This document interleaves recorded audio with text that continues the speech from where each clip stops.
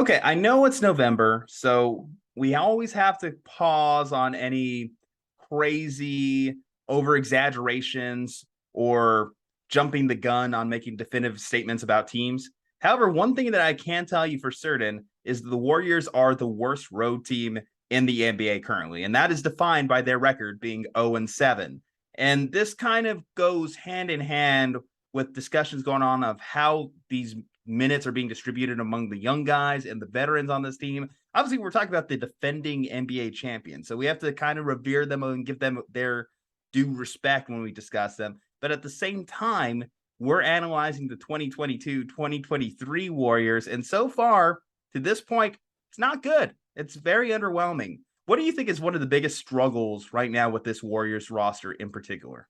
I think the what we would call struggle at this point is them trying to blend the young guys into the roster that exists right now. Because if you're looking at the positives, Draymond Green has had a turnaround from his abysmal end of last season. He's actually played quite well this season so far. Steph Curry's been out of this world. He's scoring 33 points a game. And my favorite stat is that from 2-point range, Steph Curry this year has the same shooting percentage as prime Shaquille O'Neal, which is ridiculous. He's hitting like floaters at the same rate Shaq was making dunks and post shots. And that's been the strength of the team. I think the part that's come up short is obviously Klay Thompson.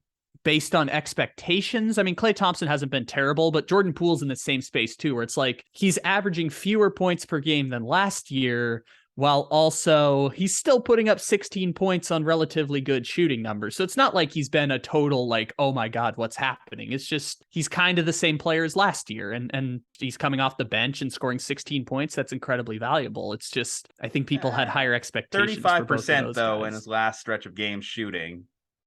Maybe 16, but if you're shooting 35% from the field, you're not exactly doing it in the most efficient way. And like you said, it is a struggle balancing these young guys and these new guys. Kuminga's trying to get time. Wiseman's trying to get time. Moody, they've tried to give him minutes as well. Every time that those guys come on the court, the Warriors are at a deficit. You mentioned the plus minus stats to me before we started recording here. Anyone who's been kind of watching them more or less could see the flow of the game, that anytime that Steph and the starters are on the floor, they're generally winning. They're playing like the Warriors. But anytime those guys come off, it's a problem. The only two guys that are truly reliable right now at this point are Steph and Andrew Wiggins. As you mentioned, Klay has underperformed. And I think part of that is the contract. Speaking of contract, with Jordan Poole, he just signed that extension. So expectations come when you sign that extension, because we said as the Warriors move into this next phase of basketball, Jordan Poole was kind of the guy that was supposed to pick up the torch and run with it. If we're talking about the new iteration, the Splash Brothers, Jordan Poole was supposed to be part of the kind of maintaining that culture on this Warriors team. And so far, it seems like he's fallen short on that. Young guy, still a lot of time to do it, and he will have to figure it out. However, I don't know how long the Warriors are going to give him, because while you have Steph Curry, you're trying to win championships. So what do you think the Warriors should do? Should they stick with this 2-timeline plan or try and make a big swing for a veteran this year? All depends on what you get in return. That is the big thing. Now, if you're going to implement the strategy of we are going to exhibit patience and development with Wiseman, Moody, Kuminga, and Jordan Poole. Jordan Poole's a little ahead of him just because he's an older player, but I think Poole is kind of included in that group of guys.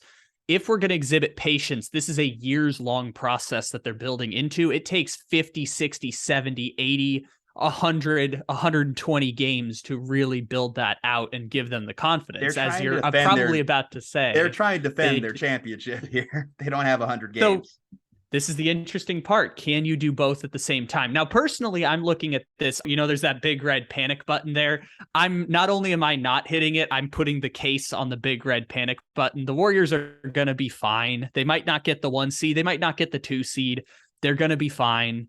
17 teams are between 6 and 8 wins right now. It's going to be okay in the long run. What I think personally is kind of like treading the line halfway, which is Warriors are a perfect candidate for one of these like expiring contracts at the trade deadline. Like, I don't know, a Bogdanovich, a Corey Joseph, like just we can throw a 2nd-round pick at a guy who's going to be a free agent at the end of the season.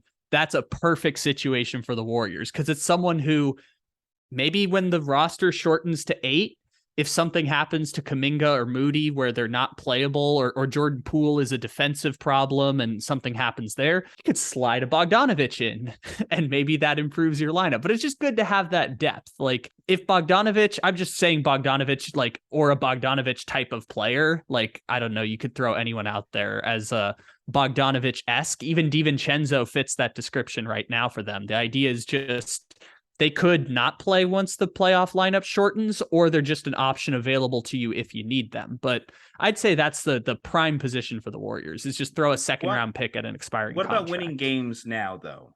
What do you think is the best move for them to do as far as winning games now? Because you don't want to burn out your veterans this early in the season, but you can't afford to keep losing and falling behind further and further in the standings. I know you say that you're okay with them not being the 1 or 2 seed, but you don't want to be the 7th or 8th seed. You don't want to be in the play-in tournament talk. Because although they had the amazing championship run season last year, prior to that, we do know that the Warriors were in the NBA cellar. So it could happen quickly. Obviously, they made all the right moves for veterans last year. Pick up Iguodala, Otto Portis Jr., Gary Payton. All those guys are gone now. And now they've been trying to replace them with, as I mentioned, Wiseman, Kuminga, Moody, these guys that were expected with their first-round draft picks, their high round draft picks, to be contributors to this year's version of the Warriors. But now it's like anytime Kerr puts them in, they're losing games. They will build up a lead, and then as soon as he puts in those guys, they immediately start losing the game. So to the point where if you're Kerr, you can't afford to keep letting it happen, right? You're either coaching or allowing it to happen. Kerr can't keep allowing his team to lose just for the purpose of building up these young guys. So what is that right balance? What do you think should be the move here? And for a guy like Wiseman, do you think he's more likely to see playing time in the G League? Oh, so Wiseman, I think, is already, we kind of can establish he's not going to be anything special. We can already establish that baseline with Wiseman. In terms of the macro level thing with the Warriors, let's check back in 4 weeks from today, because the next 12 games for the Warriors include 8 games against teams who are currently below 500. And that doesn't include 2 games against the Utah Jazz, which we know the Utah Jazz have a great record, but come on, like the Warriors will be favored against the Utah Jazz. So the schedule is favorable for Golden State. I see a New York Knicks. I see 2 Houston Rockets. I see Pacers. I mean, like these are games. You mentioned all these weak teams. Sure. But also take a look at the Warriors schedule and the games they've lost. They've also lost to like the Detroit Pistons. They've also lost to like Sacramento. They've lost to Orlando on the road. So part of them losing these road games is they're also losing to the worst teams in the league. It's not like they're just losing to Boston, Milwaukee, all the top teams in the Eastern Conference. They play Phoenix on Wednesday. That's teams. The toughest one I can see. They play Phoenix Wednesday, and that'll be interesting to watch. But I agree with you.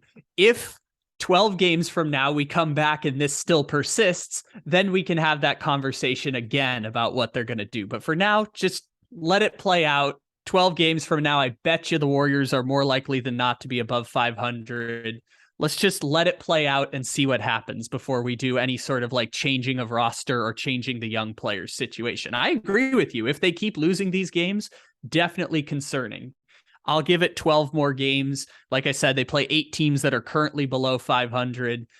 It'll be either the ship will be righted because they'll beat some teams that aren't that good, like they're doing to the San Antonio Spurs as we're recording, or it'll be panic time, or maybe somewhere in the middle, or maybe we're talking about roster changes and changing minutes and stuff. But we'll check back in 4 weeks and see what it looks like. Okay, it looks like I will check back in with you on the Warriors December 7th at the Utah Jazz in Salt Lake. We'll see how they're doing, if they're better on the road by then. Anyway, guys, let us know how you're feeling about the Golden State Warriors. We'd like to hear your thoughts in the comments section. Leave a like on the video. Subscribe to the channel for all our NBA content, NFL content, MLB content, whatever sports related, we're talking about it. Follow us on all our social medias. Juju Kyle. Stay safe, happy, and healthy. And we'll see you on the next one.